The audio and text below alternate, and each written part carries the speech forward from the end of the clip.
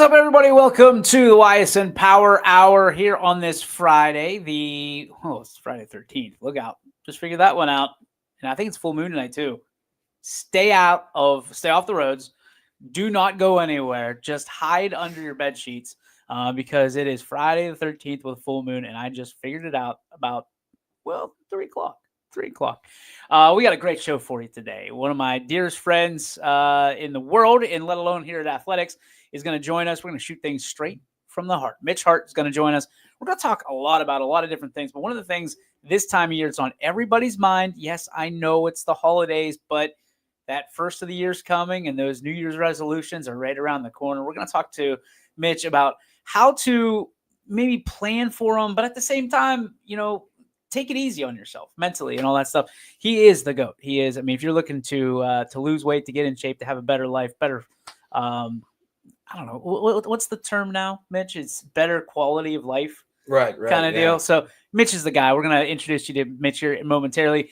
Lots of games here tonight on the network. So head on over to ysnlive.com/live for a complete listing of that. And of course, tomorrow we have the Mark Vincent Pellini Center of Excellence Awards. That starts at 11 o'clock at St. Luke's. Don't forget to buy your tickets. Mark Vincent Pellini Foundation.org for tickets and more information. But at this time, we bring in, again, dear friend, guy that loves sports, but loves fitness more than anything. Ladies and gentlemen, it is Crestview's own Mitch Hart. What's up, buddy? How's it going, DJ? I'm well. It's been a while, and I figured since you and I have been like, oh yeah, we'll get a date. We'll get a date. No better day than the present, my friend. How about that? Bring you on Friday the 13th because you're the lucky charm. Dude, first off, you've been killing it here. Your list keeps on growing, and the lives that you're changing grows with it. For you, what has been the most, I guess we'll get personal right off the top, what's been the most endearing part of what you do on a daily basis here at Athletics?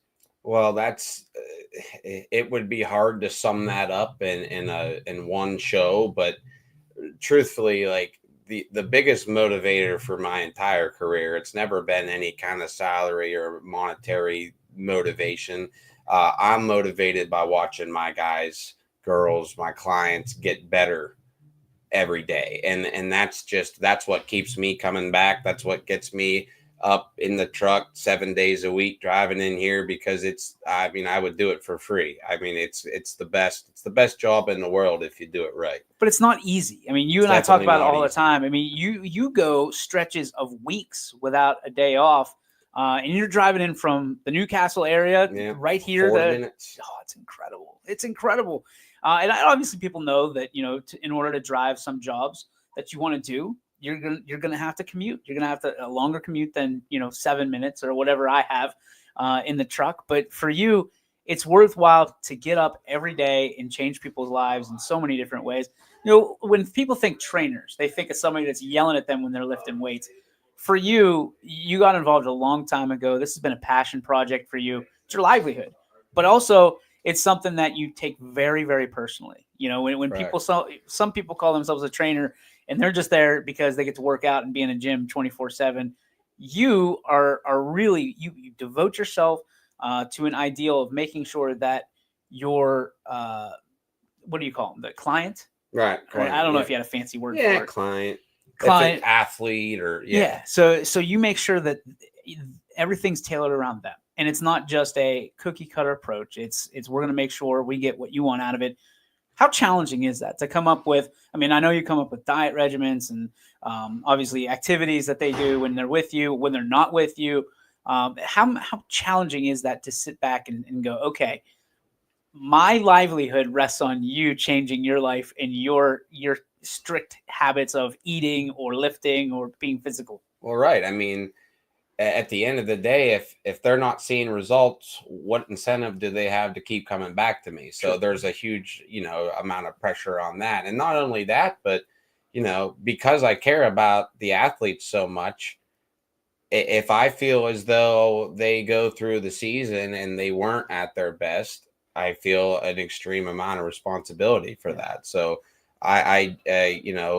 yes, it's great for them to make progress just in the gym, but I also am challenged with figuring out a way to get that to carry over to the field. Because just because you're a good athlete doesn't mean you're a good weightlifter, Right. or just because you're a good weightlifter doesn't mean you're a good athlete. So there is kind of a gray fine line that bleeds the two together, which is probably the most challenging. Any coach can write a program, or any trainer can write a program that will probably work. Yeah. But it's what makes the program ultimately work is the athlete's execution of that program. So yeah, I write programs. My programs are pretty simple. They're a lot of old school blended with some new school, blended with some of my own personal philosophies, I guess. But I'm challenged with blending all that together. I'm challenged with, okay, how can I get this athlete? So say I got one athlete who loves to lift weights. Yeah. They come in, they're ready to rock and roll. I don't need to motivate them. I don't need to hype them up. Like you were saying, a lot of people call themselves a trainer and they're yelling and screaming and this and that. I'm not training Navy SEALs. I don't need to be doing any of that, right? But what I do need to do, I kind of use more of an educational approach. Yeah. So I want them to understand why they're doing what they're doing, why it's important for their sport and just for their health in general. And like, why is exercise number one instead of number 2? Yeah. Right. There's a reason why. Oh, you got it down to into the orders. Okay. Yeah. So there's exercise selection and exercise order. And I think that the order of the exercise is one of the most underrated or kind of underappreciated sciences of writing and a workout. That's right? Interesting. Because I mean, when I'm lifting, and I'm not a professional by any stretch of the imagination, but when I'm lifting, I'm like, okay, well, maybe I'll start with this. But you're saying that there is you have this purpose. Correct. Yes. So why is that? You're trying to fatigue muscles or spark muscles before each other, or fatigue them for others? So it would depend on the type of client or the type of training, I guess, that we're doing. But just to keep it simple, when I'm training my athletes, yeah. And I keep it simple. Like a lot of guys are like, they don't want to tell anybody the way they do things because they want it to, they want you to come to them to learn it. Like, I want to teach everybody how I do it. So like, I have no problem. But basically the way it works is, your first exercise, if it's a general like strength and not just like a speed day or something, but your first exercise is what I'm going to call the primary barbell exercise. And that could be it could be a variety of versions of the squat, bench, or deadlift. That, I like to stick to the big 3 when I'm building strength. Your secondary barbell. So the second exercise is going to be what I call the secondary barbell movement. So you're still using a barbell, but now it's going to be something that's not as heavy as the first movement, where that's where we're trying to, when you're the freshest and you haven't used any energy yet, that's when we're going to build your strength, because you still have the most fuel in the tank. So then we go into the secondary barbell movement, and that's going to be some segment of that movement turned into an accessory exercise. So for example, if I were to take a video of your squat and go through it slow motion and see what all moving parts are there, now the secondary barbell movement is going to be one of those moving parts, isolated, but still with a barbell. So it's still fairly heavy, but we're doing a little bit more reps. After the first 2 exercises, we're putting the barbell away. Everything else is either dumbbells, machines, sleds, body weights, bands. And then those are just pure accessory movements that attack the weak points of each lift. So you're like locked in. I mean, you have a purpose for every single lift. And it sounds crazy to even question this, but when we were growing up, for instance, right. It's just if we're in the weight room, we're in the weight room, and that's all. That's the only box that was checked. Now it's the progression of the weight room. There's purpose to be in that weight room. And here at Athletics, obviously, we're housed here, but you've got our gym, the regular gym that's open 24/7 now. But since the last time you were here, you guys opened a little extra section just for your clients and for you guys. Right. Why was that so important to have, the Wardles kind of buy into your own section of athletics? Because I feel as though, well, first of all, for the average, gym member in there, it's nice that they have their space and they're not getting overrun by clients and stuff like that. So I wanted to look out for them.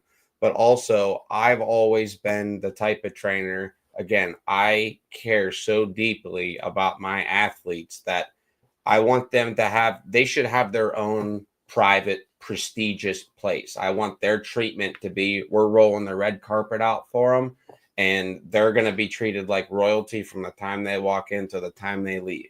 So if I can set up a private section just for them, they feel like they're getting that extra, that extra effort from us. And then not only that, if I'm training teams, I can't take a team into a public commercial gym. So I'll need a space where, I have the room for that.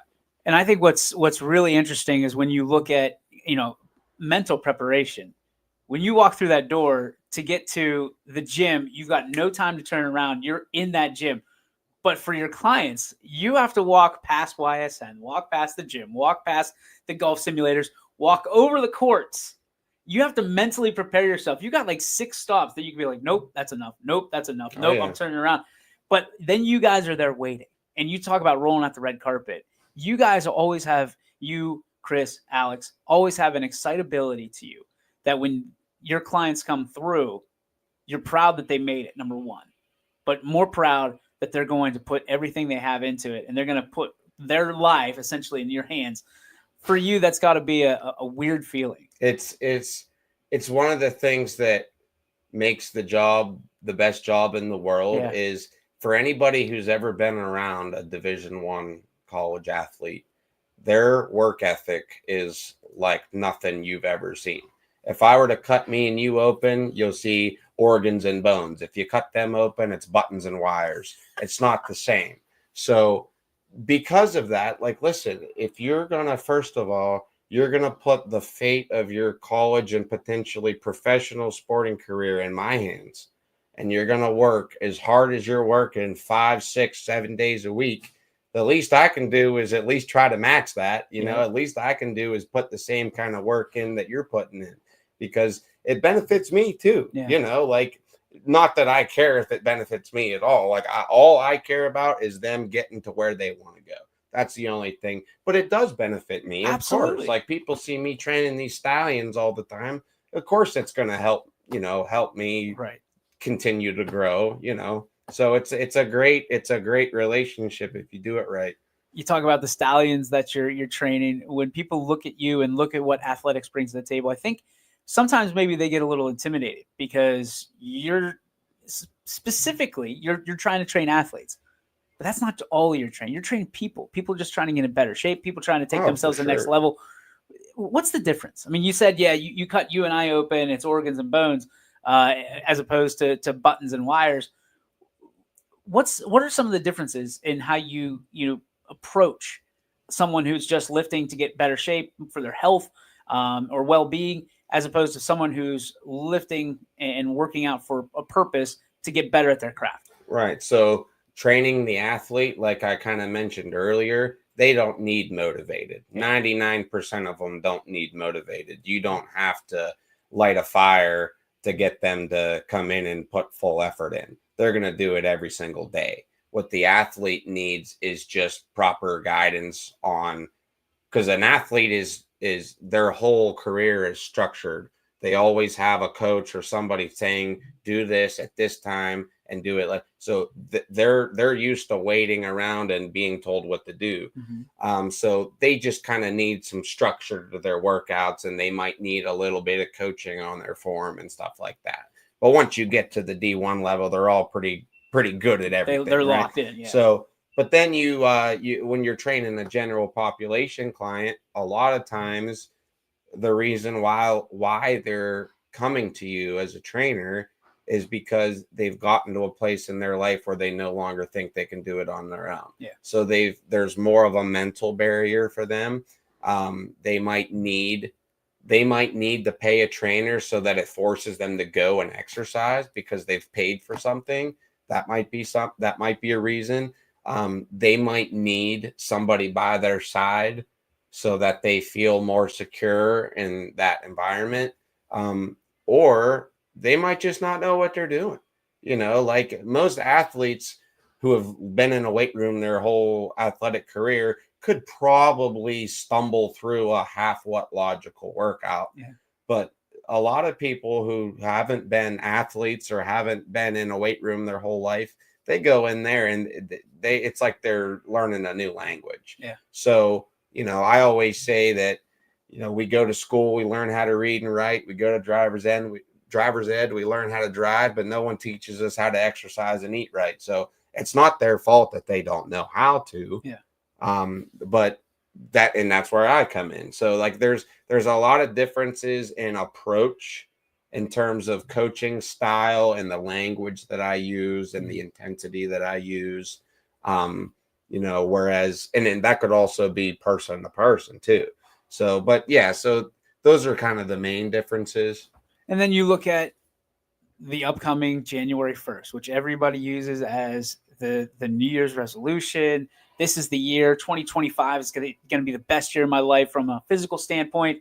Everybody's diving into the cookies and donuts and all the treats right now. For you, this isn't your first rodeo. When you look at what's coming around the bend, how do you feel about the New Year's resolution and people that are coming to gyms and essentially, to trainers and saying, hey, I need to get in shape? Because let's be honest, at least from my standpoint, a lot of that doesn't work out. They might buy your services for 3 months and show up at, one of them. So for you, like, how do you feel going into a new year with the resolutions and things like that? Well, I think there was a stat a few years ago, and I'm sure that this isn't spot on, but like on average, they tracked gym member sales and on average, the sales spike January 1st because of the New Year's resolution, and all the New Year's resolution people, those memberships were no longer renewed by the end of February or March. It's only lasting about a month or two. Here's my response to New Year's. If your New Year's resolution is to get in shape and you've made that resolution today, why would you wait another month to start? Like if you need to exercise and you're going to want to exercise, just start now. Yeah. Why wait till Monday? Why wait till, if you can proudly say, I'm going to wait until January 1st, you're not going to last. Or if you're the guy who says diet starts Monday, you're not going to last, because just start today and say, well, I already ate bad meals for breakfast and lunch. Then don't eat bad for dinner. Then start at dinner. Is that just a mental preparation thing? Like I got to get myself mentally prepared to change? Yeah. Well, it's hard when people hear the truth, because at the end of the day, if you want permanent change, you got to change permanently. You can't do a 30-day challenge and then go back to what you were doing before and expect it to stay the same. Yeah. How would that be fair? Another thing is, I think a lot of people don't like the pace or the rate at which progress comes along. But again, back to fairness. If it took you 10 years to get out of shape, why is it fair to get in shape in 10 weeks? How is that fair? Great point. The world doesn't work that way, and it definitely doesn't work that way in fitness either. So when you look at new clients, I mean, I'm assuming you're still taking on new clients at this point. I know you've got a full schedule, but you don't like turning people away, obviously. You've got a great team here with Chris, with Alex, and obviously everybody else here at Athletics. For you, like, who is your ideal client? Like, what kind of clients do you want signing up and you're going to say, all right, I want him or her, let's go? So that's a great question, because a lot of people assume that I gravitate towards the athletes. The reason why I like training athletes is because they work hard when they're here. So to answer your question, the ideal client is the one who's not messing around and they're here to work hard. Yeah. That's it. I don't care if you're LeBron James or a 6-year-old kid. Yeah. If you're working hard, it's just as fun for me. So you mentioned working hard. How long typically are your workouts, or do they fluctuate? They can fluctuate. It depends what work we have to get through that day. or if I have to spend extra time, coaching up form, or maybe the athlete or the client has a lot of questions about the workout itself, and I can tend to go off on some tangents. I'll nerd out about, but for the most part, they're about an hour, some for younger kids or like elderly folk, maybe 45 minutes. For the athlete who needs a little bit more work done, it could be as long as 90 minutes if we're really have a lot to do. But for the most part, about an hour. And then you're obviously communicating before because you're trying to get the mindset, trying to let them know what they're in for that particular day. Is that accurate? Oh, I'll have most of my athletes in a big group chat, and we're texting first thing in the morning, say, get ready to deadlift today, boys. We're locked in pretty much 24/7, which is funny because I'm not their football coach. I'm not their baseball coach. I'm just their lifting coach. Yeah. But we try to build that. I try to build that same relationship with them as maybe their actual sporting coach. But what's great about it is I'm not. So they can kind of come to me and talk to me differently without worried about their playing time being affected, or without, they can talk to me in a different way with, I think, a little bit more security than they could a head coach, where you have a little bit of nervousness or anxiety when talking to a coach. You say the wrong thing, next thing you know, you're sitting next week, so that's why I really like the position I'm in. So, and me not being affiliated with the school, so it's not like I'm the strength coach at Ohio State. I'm just a strength coach, and kids from any school can come see me, which I also enjoy. And that part's interesting. The other part is these coaches have to love what you bring to the table, because so many different coaches, you hear it, and we've heard it since we were back in school. The winning is done in the off season. It's done in the weight room. More coaches than ever have bought into that. And, when I was in school, a baseball player, you don't need to lift because you need elongated muscles. You don't need bulky muscles because it's only going to restrict you. You are every single client you have from an athletic standpoint, they're not all football. They're not all basketball. They're not, they're every single sport that you can imagine. So for you, how do you, I guess I want to say, how do you explain it, but how do you explain to the general public why these coaches have been right all this time and saying that the winning is done in the weight room in the off season? Well, because again, this one, I could get crazy if I wanted to. Go for it. But in general, there's a lot. There's a few different. There's a few different sections of this. Okay. So, lifting weights in general rapidly or significantly decreases your risk of injury. So the best ability is availability. If your best players aren't hurt and they're able to play, that's good. That probably could be contributed to weightlifting in the off season. Another thing is just, increase. So lifting weights in of itself does not make you better at playing sports, but it gives you the ability to play sports better, if that makes sense. So again, if I'm getting you bigger, faster, and stronger, I didn't help you hit an outside slider any better, but what I did was allow you to hit that outside slider a little further. Right. So, or maybe beat out the throw to first, or, with football, like, running through the arm tackles a little better, or anything like that.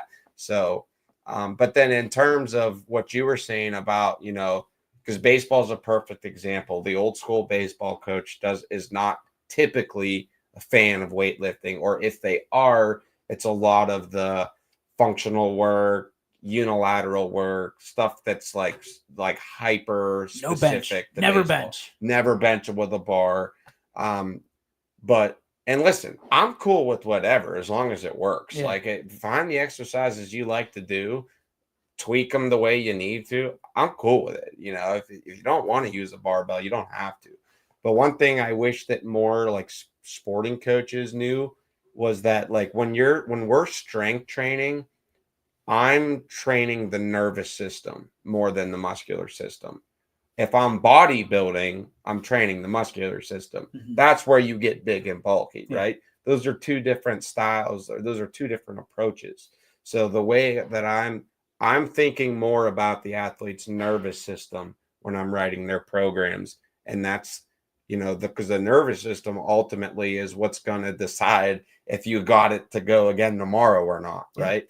So the nervous system is like, we're trying to create as much force as we can in certain ranges, right? Or we're trying to, for example, like I got a lot of parents who come to me with their youth kid and they're like, well, little Johnny needs to get faster.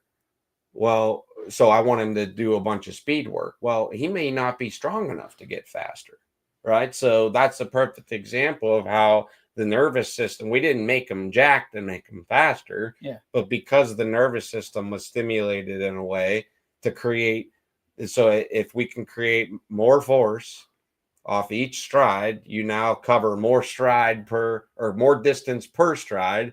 Now you're covering more distance in a less amount of time. I didn't necessarily make you faster. I just made you be able to push your body further per step. That's incredible. I mean, I guess that's the stuff you don't think about, because we think we just go into the weight room and magically we step out with muscles and we're faster and bigger and stronger.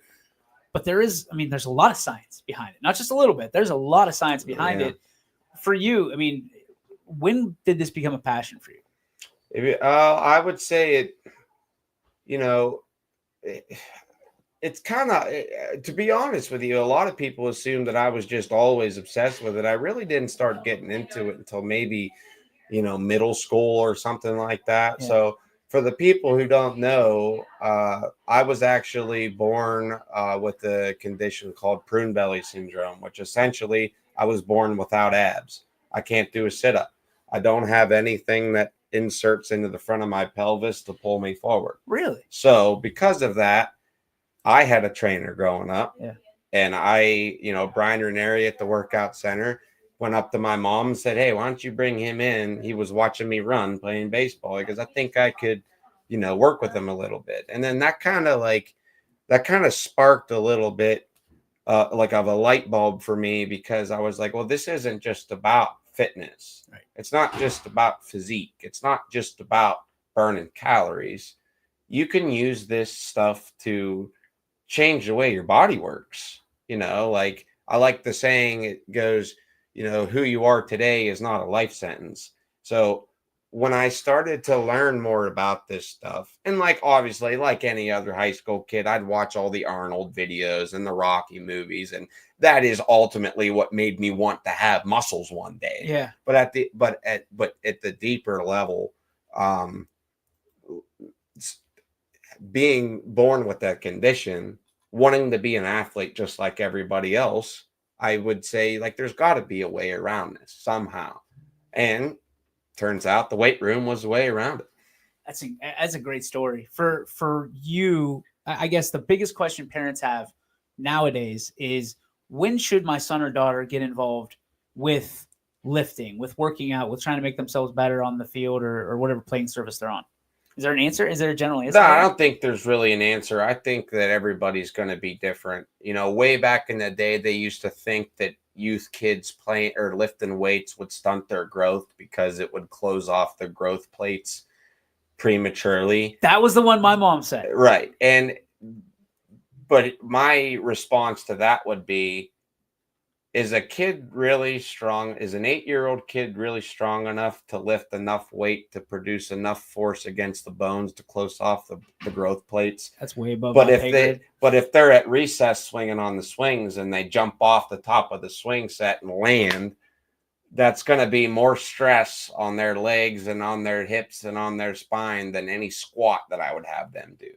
Right. So that's, I think, where we get confused. But the other thing is, just because you have a young kid strength training, that doesn't mean you're throwing a barbell on their back. Like I can have them walk around with a heavy med ball and just carry it from point A to point B, or I can have them do banded stuff, or I can just teach them how to squat with a broomstick on their back, or I can have them push a sled.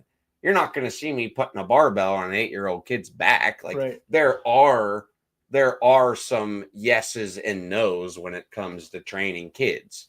But to answer your question, I don't think that there is a specific age where they can start. I think it generally is going to come down to, their rate of development as they're growing in terms of even just coordination. But it's also important to know that when a young kid, I'm talking 10 and under, when they're lifting weights, the results that they are going to see is not the same results that you and I are going to see. Right. So a young kid, an 8-year-old kid doesn't lift weights and get bigger muscles.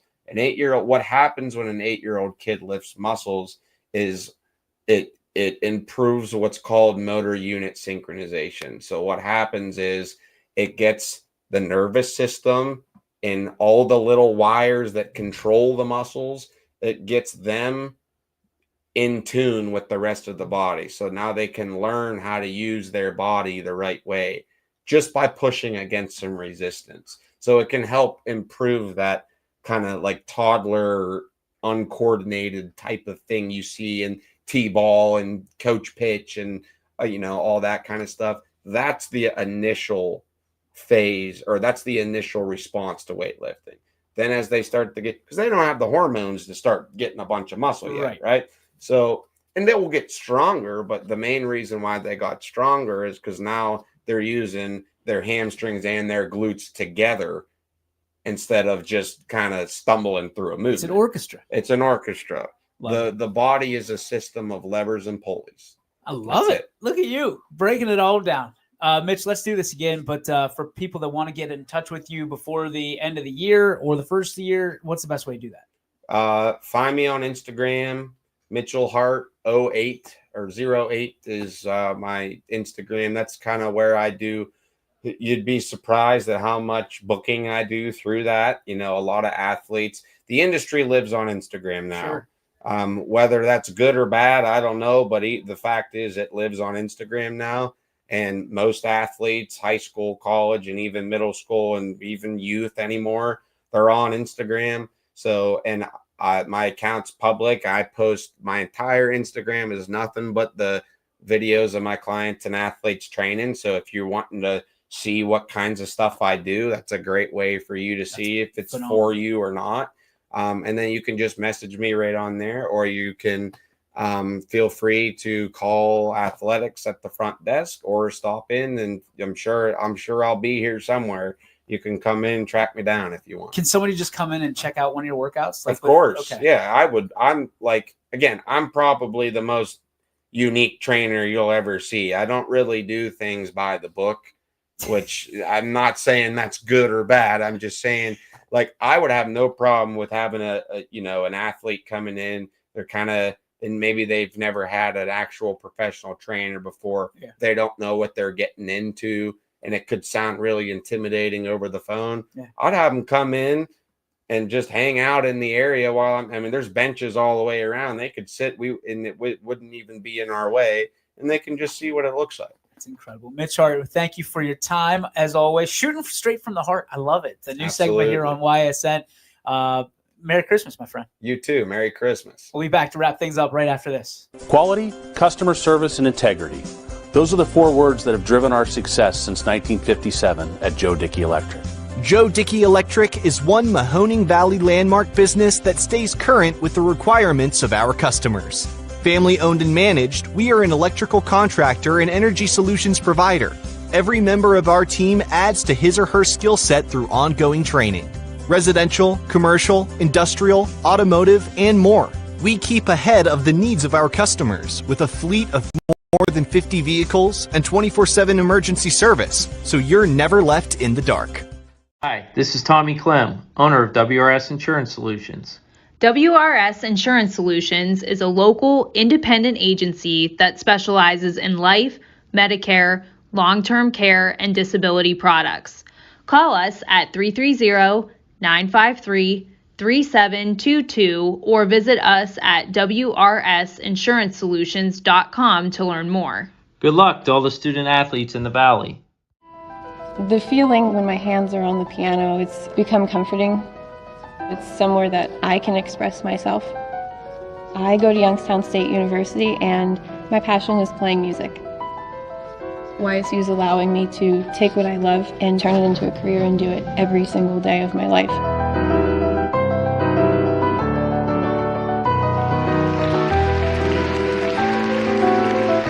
I'm Alyssa, and I'm YN proud. My guy keeps it 100% of the time. He wants all 100, won't settle for 99. And it's more than stats, because there's people in those numbers. And I was one of the lost sheep. I'm so glad he cares for all 100. I'm 100% safe, 100% free, 100% love. I can be 100% me. He gave all 100 when they put him up on that tree. That's 100% passion for 100% free. So if I play in front of 100, or if I play in front of 2, there's an audience of 1 getting 100% of what I can do.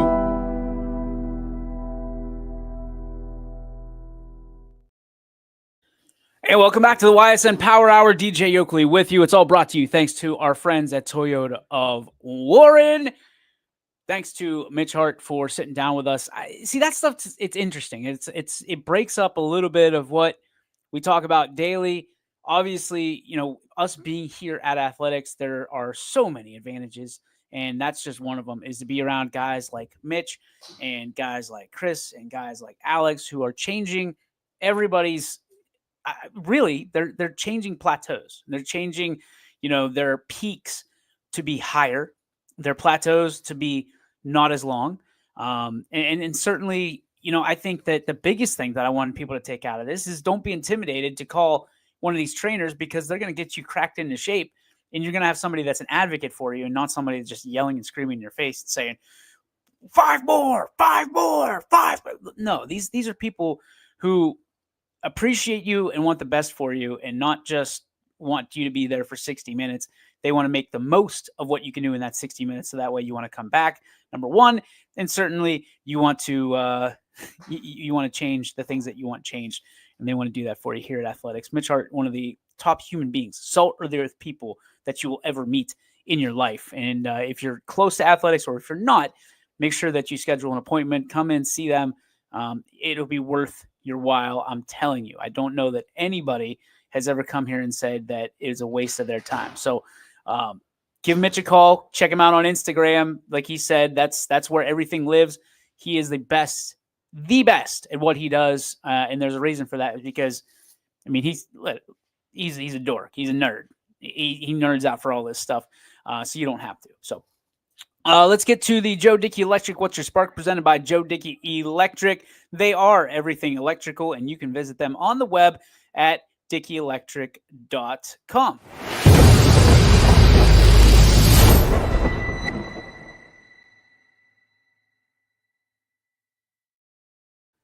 All right, what's my spark? My spark today is kind of still yesterday. Hard to believe.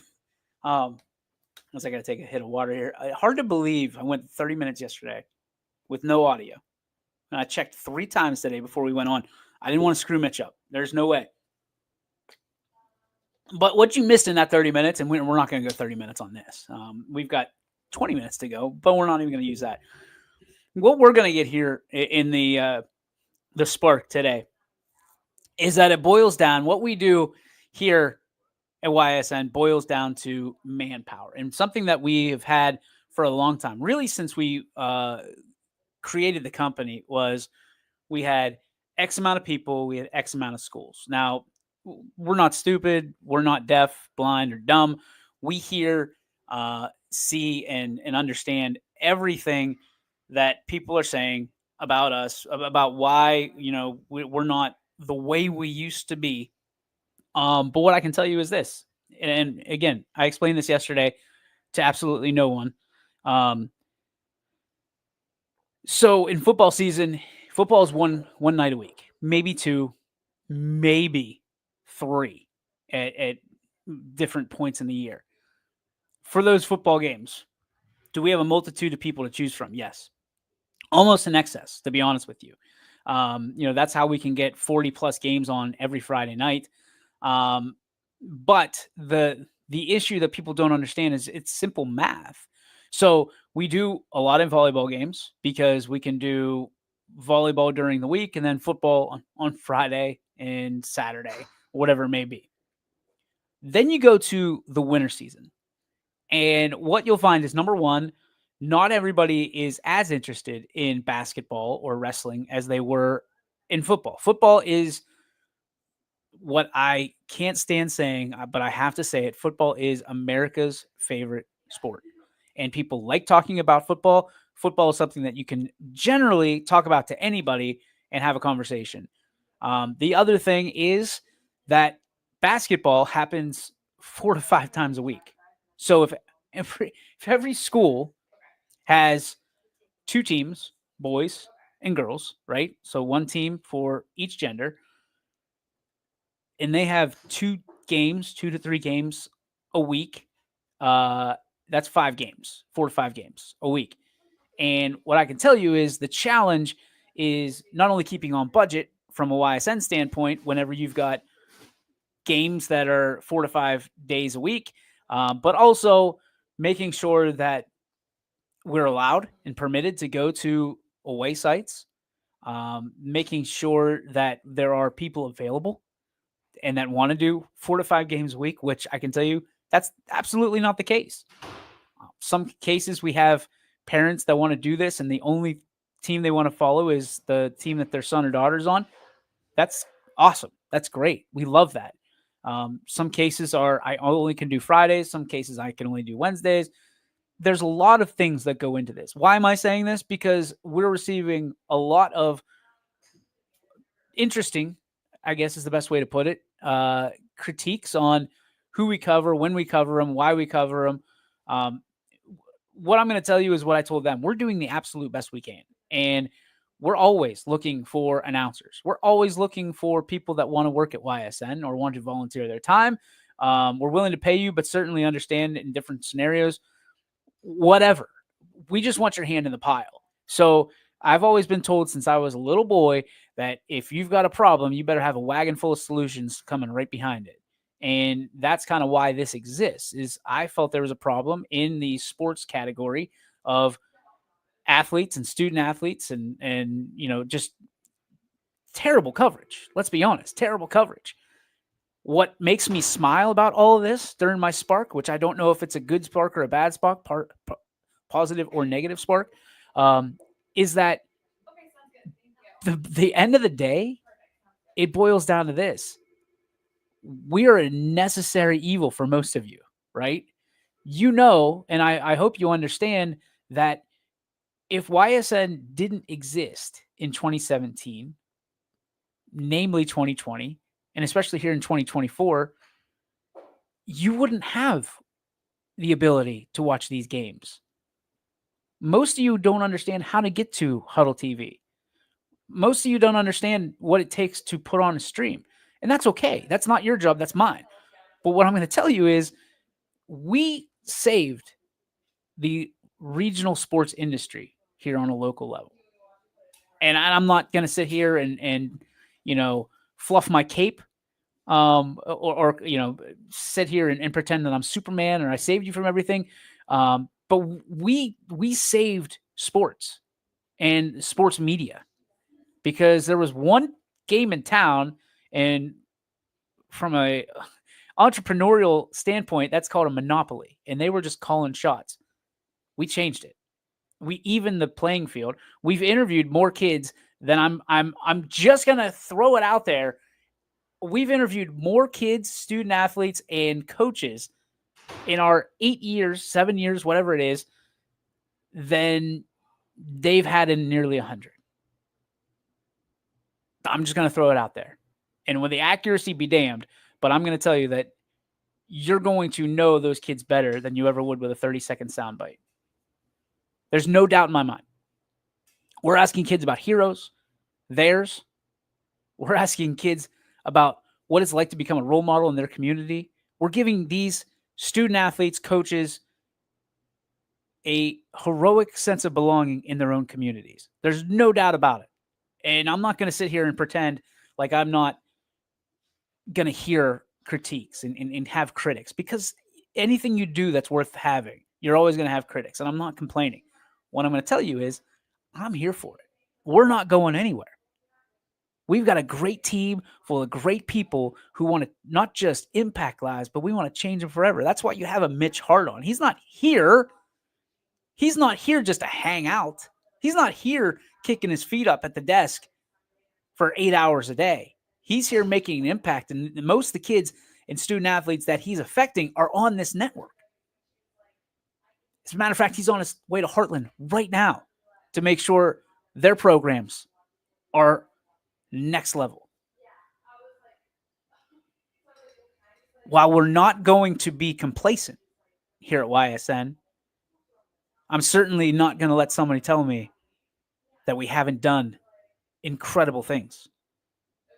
I'm so proud of not only the people that have worn YSN affiliated clothing, the people that have gone out to these gyms or these fields or pumpkin patches, wherever we have to broadcast, whether it's Las Vegas, Nevada, whether it's Texas, Florida, or right here in Ohio and Pennsylvania. We've had people that have done it once and it's changed their lives. We've had people that have broadcasted once and it's changed the lives of those that they've broadcasted for. I'm extremely proud of what we have done here at YSN, and I will never, ever, ever let anybody tell me that what we do doesn't matter, because it does. Every time that light bulb goes on, that red light, record light, that stream light goes on, we have the incredible opportunity to make an impact on everyone around us. The mood, the tone, whatever we do, we have the ability to do it, and I'm not going to take that for granted. We are so humble, honored, and forever grateful to everybody that tunes in to YSN, for everybody that logs on to our streams, all 13.2 million of you right now. We're so grateful. There's nothing in the world. Well, there's a couple things I'm more grateful for, but it ranks up there. It ranks up there. Thank you for making us a part of your day. Thank you for making us a part of your night. Thank you for making us a part of your life. If it wasn't for you, there would be no us. Critics are welcome, certainly. But so are competitors. Because right now, we're running our own race. We've been doing it for quite some time. It's an awesome time to be alive. It's an awesome time to be able to start a business from your phone, right? From a device. I'm so blessed and honored to be able to do that. That's how I make my living. It's an honor to do it for you. It's an honor to do it for these student athletes, these communities, certainly. And again, critics, if you're going to send stuff, make sure you bring that toe of solutions right behind it. That's going to do it for our show today. Everybody have a great weekend. I will be at the Mark Vincent Pellini Center of Excellence Awards tomorrow, 11 to 1:30 at St. Luke's. emceeing that. Bo Pellini, the guest speaker. Looking forward to seeing the 12 finalists who I mean, some great young men. Some great young men. Their coaches, athletic directors, families, all of that. Looking forward to that. Can't wait to talk about it on Monday, recap it, and certainly recap the weekend that was here on YSN. Lots of games tonight, lots of games tomorrow, and then obviously we got a day of rest of Sunday where the Eagles will inevitably probably pop the Steelers right in the mouth. And I'm calling a Browns win over the Chiefs. You heard it here first. And I'm not just trying to be kind. That's going to do it. Thank you so much for tuning in. We'll see you in the Monday. Have a great weekend. Have a safe weekend. And we'll see you out there. It's Friday 13th. Stay home if you can. YSN thanks you for watching this presentation of